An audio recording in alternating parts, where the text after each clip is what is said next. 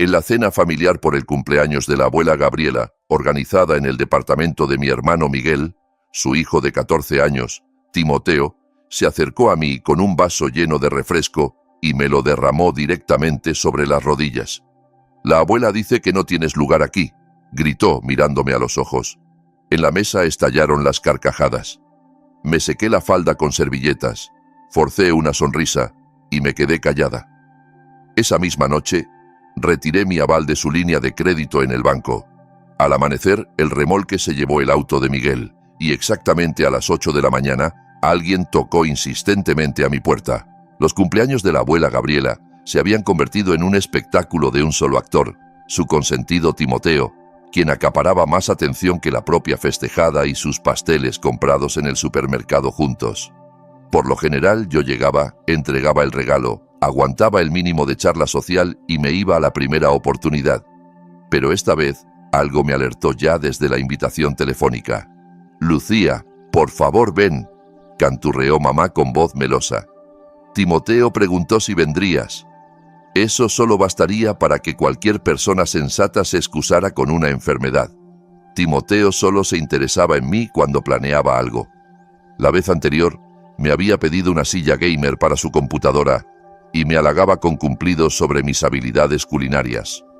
2 semanas después, les contaba a sus amigos en el patio que yo había intentado ser madre, pero había fallado estrepitosamente. Sus palabras exactas. Lo supe por el hijo de mi prima. Cuando se lo conté a Miguel, lo desestimó. Es la adolescencia, probando límites. Así que no esperaba bondades, pero igual fui, porque a pesar de todo seguía asistiendo. En el departamento de 3 habitaciones de mi hermano, en la colonia Marina, reinaba el bullicio. Globos inflables, 2 pasteles de supermercado con rosas de crema, media docena de regalos ya abiertos. Timoteo le contaba a una chica que la abuela le había prometido comprarle un auto a los 16. Mamá reía a carcajadas, como si hubiera oído el chiste del siglo. Nadie notó mi llegada. Tuve que toser fuerte y agitar la mano para que me indicaran un asiento vacío. Mi regalo, un collar de ámbar que elegí con cuidado durante 1 hora, quedó en su caja sin abrir toda la noche. Mamá estaba demasiado ocupada contando a todos cómo la maestra de Timoteo insistía en pasarlo a una clase para alumnos superdotados. No solo talentoso, casi un genio, ¿entienden? Nadie preguntó por mi tienda, ni por la feria benéfica que organicé 2 semanas antes. Yo era un espacio vacío, algo en lo que podían señalar para recordarse su propia superioridad. Me sentaron entre 2 desconocidos. Uno tenía una lata de cerveza en cada mano. El otro tomó mi tenedor sin pedirlo cuando se le cayó el suyo.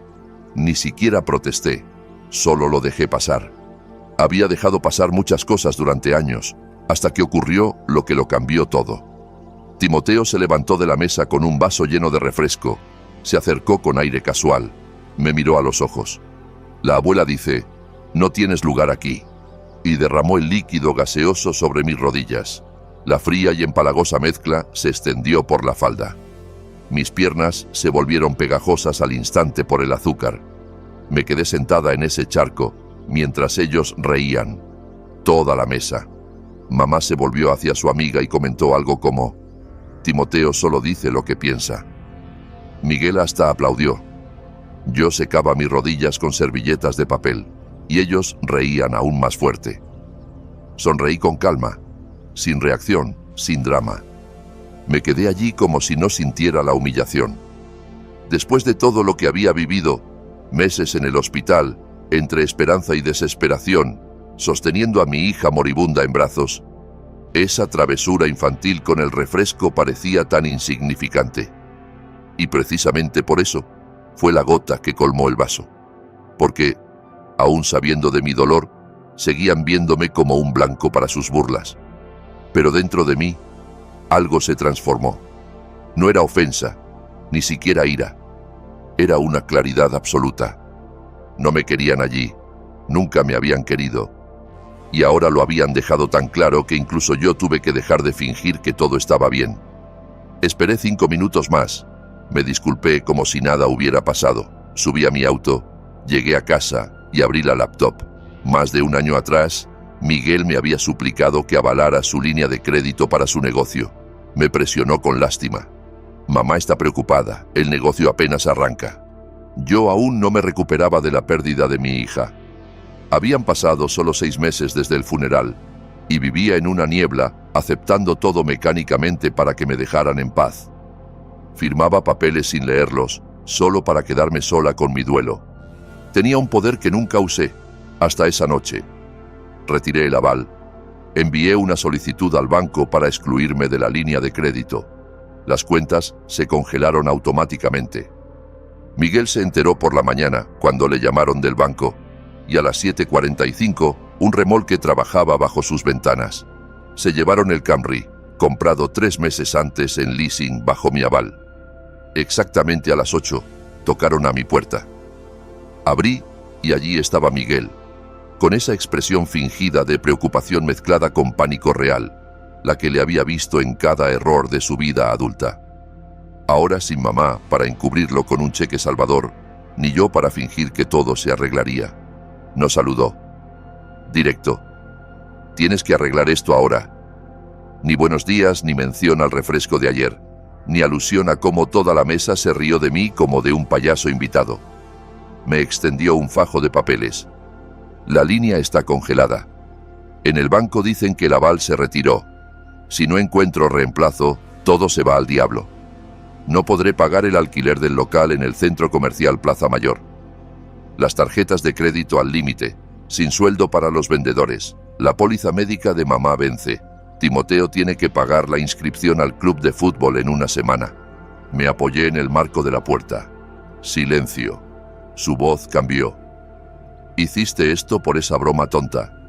Ahí estaba, minimizando las pullas sobre mi hija, no las burlas crueles. Solo una broma tonta. Cerré la puerta en su cara. 5 minutos después, mi teléfono explotaba en mensajes. Primero él, luego Olga, luego mamá. Cada uno con su táctica. Culpa, confusión, amenazas. Timoteo me envió un video de Facebook. Un influencer fingiendo llorar, sin comentarios. Solo el video. Por la noche encontré otra sorpresa. Me quedé hasta tarde en la tienda. Salí al estacionamiento en el barrio residencial. Llaves en una mano, bolsa de compras en la otra. El auto rayado. Pasaron una llave por ambos lados hasta el metal. El espejo lateral tirado en el suelo. El vidrio trasero agrietado como una telaraña. Lo habían golpeado con algo pesado. Me quedé mirando el estacionamiento vacío. Nadie alrededor. Solo silencio y una extraña sensación, como si el aire esperara mi reacción. No llamé a Miguel, ni a mamá. No grité, no lloré, no hice escenas. Volví a la tienda, encendí la grabación de las cámaras, rebobiné. Ahí estaban. Timoteo con un amigo. Capuchas puestas, riendo como locos. Uno grababa con el teléfono. Timoteo se acerca al auto. Escribe fracasada con aerosol rojo. Posa como rapero para un video. Y para rematar, lanza un macetero desde el porche de la tienda. Ni parpadeé. Llamé al tío Román, el único sensato en este nido de víboras familiar. Llegó en menos de media hora. Vio la grabación en silencio. Al terminar, se recostó. Llama a la policía. Sin discusiones. Él se quedó mientras yo declaraba. El oficial fue cortés pero minucioso. No era la primera queja contra Timoteo Mendoza. En la escuela ya había incidentes, daños a propiedad, invasión a terrenos privados. Hasta ahora se había librado. Pero con el video no había escapatoria. Al día siguiente, Miguel apareció de nuevo. Esta vez llamó, parado al otro lado de la calle frente a mi casa, paseando por la acera como si esperara que saliera arrepentida. Al ver que no, empezó a gritar. No entendí todo, pero palabras como traidora, insensible, te arrepentirás, llegaron claras. Luego llamó mamá, dejó un mensaje de voz. No sé qué te pasa, Lucía. ¿Armas tanto escándalo por dinero? ¿Estás dispuesta a destruir la familia por una travesura infantil? Aún no entendían. Nadie. No se trataba del refresco ni del vidrio roto, ni siquiera de los créditos. Era años de tratarme como a la pariente pobre que toleran por piedad, a quien no aman si no aguantan, a quien no valoran si no usan. Un lento y metódico desplazamiento, Pensaban, como no exploto, no me doy cuenta. Creían que me doblegaría. En cambio, por primera vez, observaba cómo su mundo perfecto se agrietaba y yo apenas empezaba. Presentaron cargos oficiales unos días después. Daño a la propiedad según el artículo 368 del Código Penal. El perjuicio calificaba como delito. Más multas por vandalismo menor y abuso. Como Timoteo no tenía 16, involucraron al inspector de menores. Llamaron a Miguel y Olga al departamento de policía. Con el video, negar era inútil. Todo claro, caras sonrientes, aerosol en mano, posando para la cámara. No me regocijé, no me sentí vencedora. Solo abrí la tienda como siempre, barrí los escombros del porche y volví al trabajo. Pero el teléfono no paraba. Clientas contaban que Miguel andaba por ahí diciendo que yo había falsificado todo, montado el video. Mamá visitó a uno de mis proveedores advirtiendo que mis nervios fallaban de nuevo, como después de la tragedia. No reaccioné. En cambio, me senté y listé metódicamente todos los lazos que nos unían, todo lo que tontamente había puesto a mi nombre, la línea de crédito ya congelada. Luego, el subarriendo del local de Olga en el centro comercial Plaza Europa. Yo avalaba ahí también. Después, el procesamiento de pagos para su tienda en línea en Mercado Libre. La caja registradora, el banco, todo colgaba de mí. Mi error. Di demasiado, confié con facilidad, ahora lo recuperaba. Al final de la semana, corté todos los vínculos financieros, cancelé los contratos de pagos, retiré poderes, envié a la autoridad fiscal una solicitud para excluir mis datos de sus documentos comerciales. No podrían aceptar un pago sin revisiones para las que no estaban listos. La tienda de Olga en Mercado Libre se bloqueó en 2 días. Anularon el subarriendo de Miguel.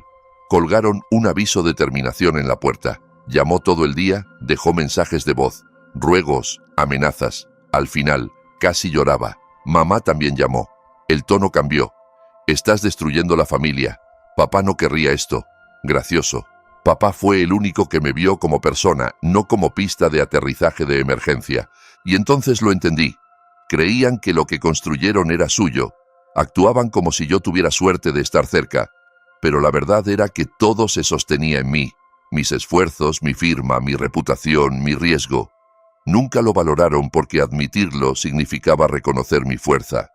Y no les gustaba pensar que yo controlaba lo que ellos no podían. Se descontrolaron. Llegué a casa tarde. La vitrina de la tienda rota de nuevo. Ni se escondieron. En el suelo, una piedra con una nota atada con goma. Una línea. Morirás sola. No me asusté, ni me enojé. Levanté la piedra, pegué la nota en la pared del almacén y llamé al tío Román. Al amanecer, trajo un abogado. Ahora en serio. Delito, demanda civil, daño moral, lucro cesante, todo lo que correspondía. No discutí, no dudé, porque ya no se trataba del cumpleaños, ni del refresco, ni de las vitrinas. Se trataba de trazar una línea gruesa, definitiva. Ya no eran familia, solo gente con un apellido común. Programaron la audiencia para Timoteo a través de la oficina de menores. Pero la demanda civil ya no era solo contra él. Daños a la tienda, al auto, amenazas sistemáticas. El tío Román le dijo al abogado que no omitiera nada. Teníamos videos, la nota, testigos y un jurista experto. Pensé que se calmarían, que entrarían en pánico en privado. Error. 2 días después, un mensaje de voz de un número desconocido. Casi lo borré, pensando en spam, pero algo me hizo escucharlo. Voz joven, nerviosa. Me llamo Ana. Trabajaba en el local de tu hermano, el que cerró. Dijo que al principio no entendía qué pasaba, pero al oír del juicio recordó algo. Semanas atrás, oyó una conversación. Miguel y su esposa planeaban hacerte pasar por inestable mental. Entonces no supo de quién hablaban. Ahora lo entendía, y añadió, la segunda vitrina la rompió él mismo. La llamé de inmediato. Ana contestó, voz temblorosa. Ya no quiero callar. Tengo chats en el mensajero, capturas. Le di los contactos del abogado. Ella lo envió todo. Esa noche, escribió otra mujer. Ayudaba a Olga con la tienda en línea. Vio facturas falsas a mi nombre para proveedores. Formateadas como si yo fuera socia. Usaban mi nombre para cerrar tratos, obtener plazos, incluso un reembolso por mercancía defectuosa. Lo mandó todo al tío Román por la mañana. El caso pasó de vandalismo a delito grave, fraude, falsificación, uso ilegal de datos personales. El abogado actualizó la demanda en horas. No estaban preparados. Pensé que recapacitarían, se disculparían, se callarían. Claro. Tarde en la noche, ruido bajo las ventanas. Revisé la cámara del interfono por la app. Miguel, Olga y mamá parados frente a la tienda, inmóviles, mirando el escaparate como esperando algo. Luego Miguel sacó el teléfono, inició un live en Facebook. Lo vi en tiempo real. Me llamó parásita. Dijo que especulaba con la muerte de mi hija, que siempre me quejaba de mi tragedia para generar lástima y sacar dinero, como si hubiera perdido a mi hija a propósito para manipular a la familia. Como si esos 6 meses en oncología pediátrica, noches sin dormir junto a la cama del hospital y la habitación infantil vacía, fueran un plan astuto. Que intentaba destruir la familia, que necesitaba ayuda psiquiátrica. Mamá estaba detrás, brazos cruzados, rostro impasible. Ni una palabra, ni intento de detenerlo. No sabían que los veía desde el departamento arriba de la tienda. No salí corriendo a confrontarlos. Llamé a emergencias y envié el link al abogado. Borraron el live en 1 hora, pero alguien lo grabó y lo subió a un grupo local. Título: Drama familiar en Marina. Pelea de negocios en directo. Al día siguiente la gente empezó a llegar a la tienda. Desconocidos, clientes habituales, curiosos. Preguntaban si estaba bien. Algunos compraban algo y decían: manténgase fuerte. Yo solo trabajaba, mientras el fuego ardía a mis espaldas. 2 días después entregaron a Miguel y Olga una citación ampliada. Fraude, difamación, compensación por daños, el paquete completo. Su abogado intentó negociar. Resuélvanlo amigablemente, sin proceso público. Ni respondí. Que hablara mi jurista. Aún no captaban. No era venganza, ni revancha. Era supervivencia. Y la chispa no la encendí yo. Programaron la audiencia para un jueves a las 9 de la mañana. La noche anterior, casi no dormí. No por nervios, sino por el deseo de cerrar el capítulo, presentar la verdad y alejarme, cortándolos definitivamente de mi vida. Llegué temprano. El tío Román esperaba en la entrada del Tribunal de Distrito de la Colonia, bebiendo café de un vaso desechable como si fuera un pleito menor. «Concéntrate», dijo solo, y me pasó copias de los documentos que el abogado presentó la víspera. La versión final de la demanda con 7 volúmenes de pruebas. Miguel entró al salón con corbata arrugada, encorvado, ojos inyectados en sangre. Olga lo seguía, murmurando al teléfono, tratando de evadirse. Se sentaron 2 filas adelante, sin voltear. Mamá no vino. Después supe que les dijo a los vecinos que su salud no lo permitía, nervios destrozados. Pero esa mañana, alguien la vio en una cafetería, riendo con amigas en la terraza. La jueza, una mujer de unos 50, con un mechón canoso, dirigió el proceso con precisión, sin emociones extras. Nuestro abogado expuso las pruebas metódicamente. Video de Timoteo, grabación del live de Miguel, facturas falsas con mi firma hechas por Olga, luego testigos, 3 exempleados, 2 proveedores y Ana con recibos y capturas de chats donde Miguel planeaba romper la segunda vitrina. Con cada documento, Miguel se hundía más en la silla. Nuestro abogado pidió no solo daños directos, moral, lucro cesante, costos judiciales, todo. El defensor de ellos alegó un conflicto familiar descontrolado, que las demandas eran excesivas y debían resolverse en privado. La jueza no cedió. Hojeó la transcripción del live, revisó capturas y dijo algo que recordaré siempre. Si en su familia resuelven así los asuntos personales, me alegra que se haya hecho público. Ganamos en todos los puntos. A Miguel y Olga les ordenaron pagar 2.800.000 pesos. A Timoteo, trabajos comunitarios, sesiones con psicólogo escolar e invinencias formales por escrito. La carta llegó por email 1 semana después. Claramente no la escribió él, demasiado pulida. No respondí. Pero lo que siguió al juicio fue casi peor que el proceso. Llegué a casa tarde. El jardín del edificio destrozado. Buzón aplastado. Basura alimenticia esparcida en la puerta. Sin nota, sin pista de quién. Ni suspiré. Limpié. Instalé una cámara extra con sensor de movimiento. Presenté otra denuncia. Ahora la policía respondía en serio. Hay precedente, material en el expediente. Días después, un primo que mantenía neutralidad me mandó un mensaje. Estuvo en una reunión familiar con parientes lejanos. Alguien me mencionó. Mamá contaba que me había vuelto fría y resentida, especulando con mi duelo por ganancia. Miguel dijo que no había terminado. No contesté. Guardé la captura. Y entonces entendí algo que me dio más paz que en años. Se desmoronaban. Cuanto más fuerte me volvía, más se deshacían. La tienda marchaba mejor que nunca. Lancé una línea de productos de artesanos locales, joyas hechas a mano, cerámica, cosméticos naturales. Acordé con un proveedor regional de orgánicos. Las ventas se duplicaron en un mes. Expandí el personal, alquilé un espacio extra para almacén. El trabajo era intenso, pero no agobiante. Se sentía merecido. Y me aseguré de que las personas adecuadas lo supieran. No todos.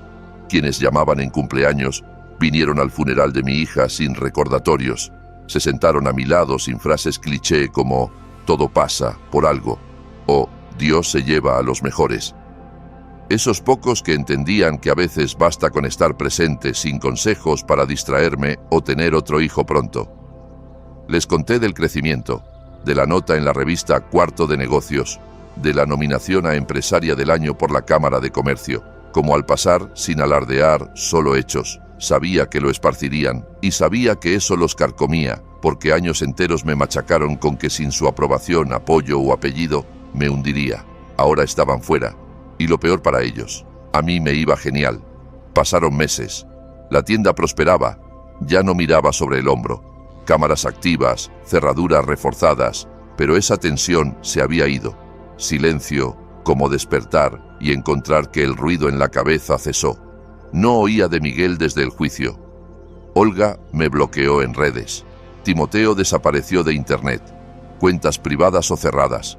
Su silencio era táctico, no arrepentido. Mamá no llamó más, ni una vez. Pero rumores llegaban, siempre por terceros. Un primo mayor contó, Miguel intentó un nuevo negocio, pero nadie avaló. Reputación manchada, sutil pero firme. Proveedores exigen pago anticipado. Arrendadores, triple garantía. Estaban atascados. El daño que infligieron les rebotó, nombres, reputaciones, finanzas. Y lo mejor, no me ensucié. Todo legal. Cada papel, denuncia, retiro de aval dentro de mis derechos. Ellos arrojaban lodo. Yo pasaba el caso al juez, pero hubo un momento inesperado, extrañamente conmovedor, que puso el punto final. Un domingo. Tienda cerrada. Limpiábamos tras un evento privado. Feria de emprendedoras. Mucha risa, comida rica, contactos nuevos. Una vendedora, barriendo, dijo: «Lucía, una mujer estuvo parada ahí hace rato mirando mucho». Revisé la cámara y me quedé quieta. Mamá allí, 5 minutos o más. No tocó, no entró, solo miró por el vidrio con cara de quien llega a las ruinas de su hogar y encuentra un jardín floreciente. Seguro esperaba ventanas tapiadas, aviso de quiebra, o a mí rota, acorralada, suplicando perdón. En cambio, vio al equipo terminando la limpieza tras un gran evento, estantes llenos de nuevas colecciones, empleadas riendo por una broma, un mecanismo aceitado de negocio exitoso donde todo encajaba. Se fue sin cruzar el umbral, y yo no corrí tras ella, no tomé el teléfono para llamarla. Solo seguí limpiando estantes de vidrio y revisando la caja del día, porque para entonces su presencia valía lo mismo que la sombra de un peatón en la calle vespertina. Es curioso. No siento odio por esta familia con mi apellido. No extraño los almuerzos dominicales sazonados con juicios, ni las fiestas donde era extra en su show, ni conversaciones donde mi opinión era eco vacío. No añoro a una madre que defendía a cualquiera, al gato del vecino, al sobrino de la prima del esposo, a un compañero de tren, menos a su hija que perdió un hijo y necesitaba solo calidez humana. A veces, cuando la tienda rompe otro récord o la prensa local escribe de nuestra iniciativa benéfica, comparto con un par de primos que conservaron humanidad, sin malicia, solo hechos, sabiendo que lo propagarán por canales familiares más rápido que un telegrama. Y allá, en su nuevo departamento rentado o con parientes lejanos, oirán de mis logros y entenderán. Sus maldiciones se volvieron bendiciones. Algunos lo llamarán venganza mezquina, pero yo lo veo como gravedad natural. Quienes intentaron ahogarme se hundieron solos. Yo solo aprendí a nadar. Y ahora, durmiendo en mi departamento sobre la tienda, oyendo el silencio sin veneno de sonrisas falsas, sé con certeza, la mejor venganza no es venganza. Es vivir a pleno contra sus pronósticos,